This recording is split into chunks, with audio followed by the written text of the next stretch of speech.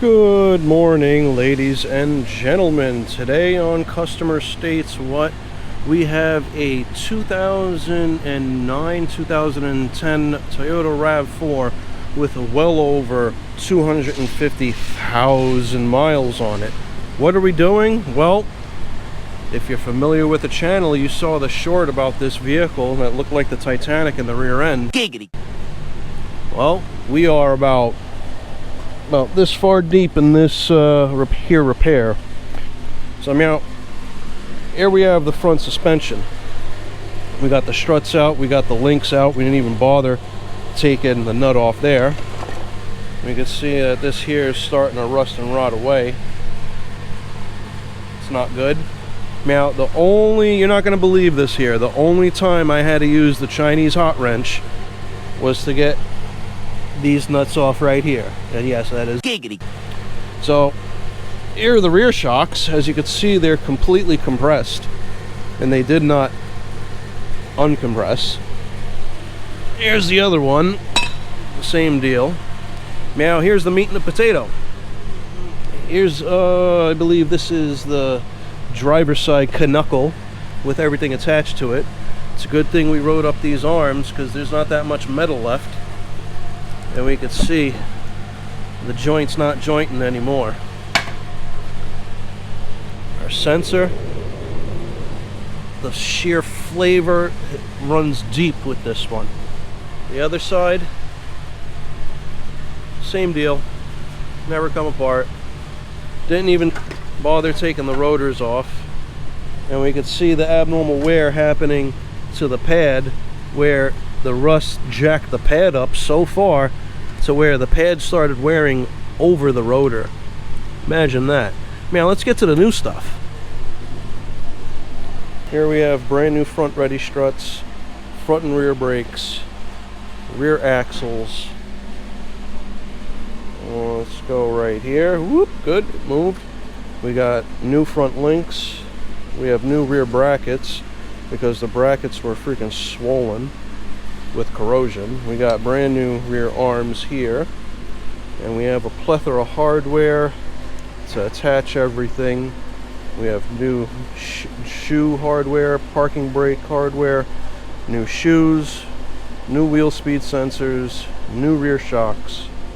Oh yeah, let's go over here now. Yeah, brand new knuckle, brand new backing plate, brand new hub with bearing attached, and whoop, come on camera, move. There we go. We got a brand new knuckle, backing plate and hub already attached. We just got to torque everything down. So let's lift the vehicle up and I'll show you what I had to do to get to this point. Now that we have taken it about halfway up, we're going to show you the driver's side. The work is identical to the passenger side, so we're just going to show one side here. We have the knuckle still in place. We took out the big 22 bolts here. On the other side over here up top,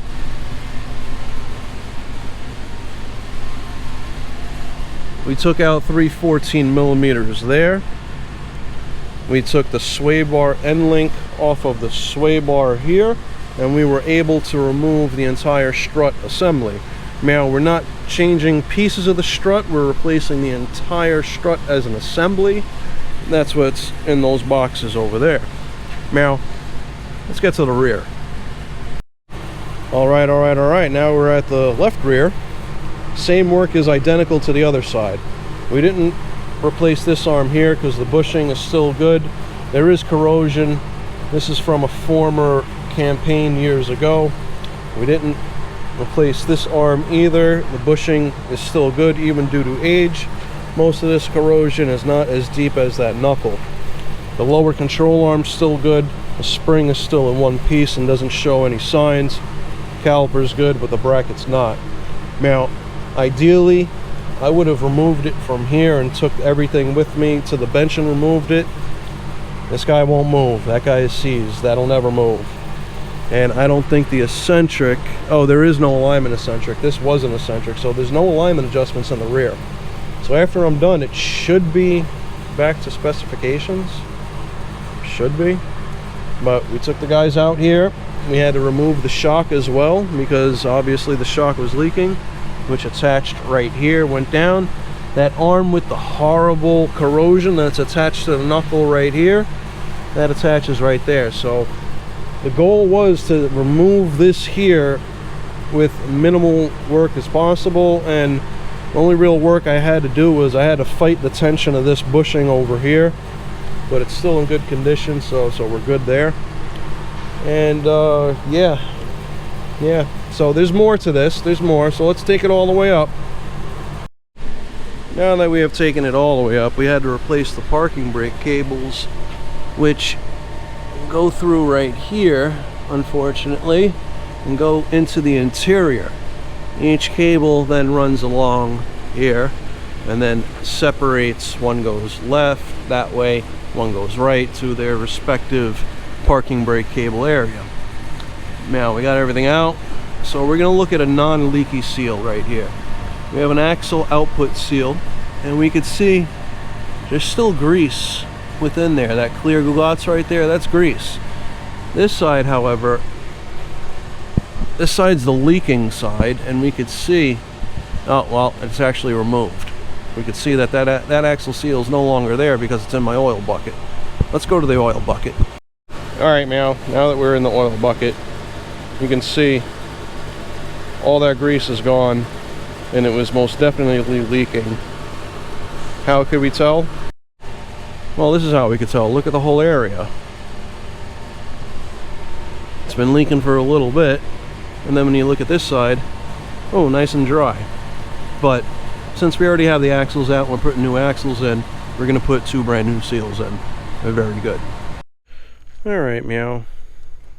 Axle seals have been replaced. Both axles have been installed. This is the driver's side. Still got to get this guy out. Now let's go to the passenger side. Passenger side is all put together. Everything is torqued. We raised the suspension on a jack, tightened everything up. We still got a long way to go. Here's the fun part, the interior portion. So we're also doing an O2 sensor, and the connector to the O2 sensor is actually right here. I still have to connect it. Oh, where'd it go? There it is. See? Right there. Now, for the parking brake, however, we loosened this adjuster pretty much all the way to give slack over here, because right here is the union where the outside cables meet the inside cable. It goes from 2 to 1. It goes here. Pull up on this guy, and as you can see, it pulls it. So what we do mount is we adjust this all the way at the end, pretty much as far as it can go. When we replace the shoes, we put that adjuster as far down as possible as it can go, and that way when we adjust back there, we get the shoes to just touch the rotor, and on this side we tighten this here to get a nice good click action, good ratcheting action, as we could see. So now let's go to the outside of the vehicle, because we've got a lot of new parts that are installed on the vehicle, which is very good. Now we're going to look at the front suspension first, and the front brakes. Brand new pads, brand new rotors, brand new fit kit, brand new shims. We have decent, very decent aftermarket front links. Why do I say decent? Well, they come with grease fittings, and I did grease them. Brand new ready struts, new hardware. Now let's get to the rear axle. Well, it's a beautiful thing, ladies and gentlemen. It's a beautiful thing. Brand new top arm, new suspension, brand new shocks, brand new backing plate, brand new knuckle, brand new axle. We still have to torque this guy to spec.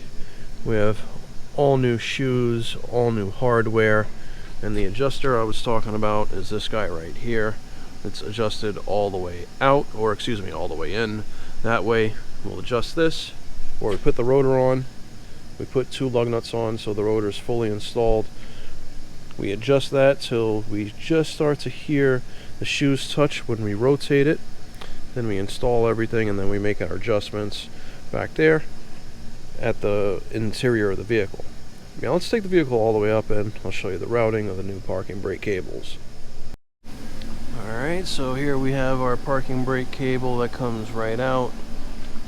All new hardware, and from experience I always put anti-seize on the hardware, because you never know if you're going to have to take it apart again, and you never know if you're going to be the next guy. My luck, I'll be the next guy, something's wrong, but that's why you cross your T's and dot your I's. Meow, let's move along. And of course, Zorro always makes his mark. I hope somebody sees this one day. Well, it's the end of the day. The entire brake system is on. Parking brake is adjusted. Only thing we really have left back here is to install our wheel speed sensor, which goes in right here. But I made a Goomba move. See how I got the front wheels on?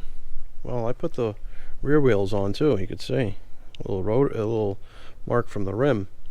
And then I realized, oh, I forgot the wheel speed sensor, which here's a little portion of it. It goes into the interior over here, so I'm going to need access to the cargo area to do these wheel speed sensors.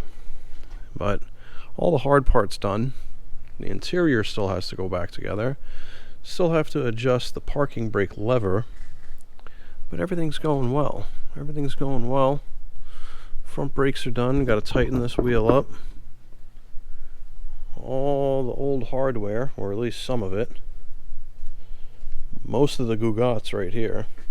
So everything's going well. Everything's going well. Very good. Here we are in the interior of the vehicle. Center console is installed. Outer parking brake cables have been connected to the inner parking brake cable that is attached to here. We made our minor adjustment here. It's pretty good. Obviously we're going to have to burn them in on the road test, but that adjustment feels good. Now all we have to do here is install the remainder of the panels, the Prindle gate and whatnot, and yeah, we're going good. We're going very good. Now for our rear wheel speed sensors, you have to take the whole cargo cover off. You take 4 Phillips screws up, pop this panel up, make sure you have the rear seats forward, and you have a connector here, and you have a connector here, one for each wheel speed sensor. There we go, very good, very good. Everything is in place. Now we're just going to put the cargo stuff back in the cargo area, and we're going to move right along. Very good. Now, along with all the suspension work that we had just done, we are also doing a full tune-up with spark plugs, filter. We already did the oil change, and of course, a reminder to myself to remove something. So we got all 6 plugs out. We're going to install them, torque them to spec, and continue. Beautiful, beautiful.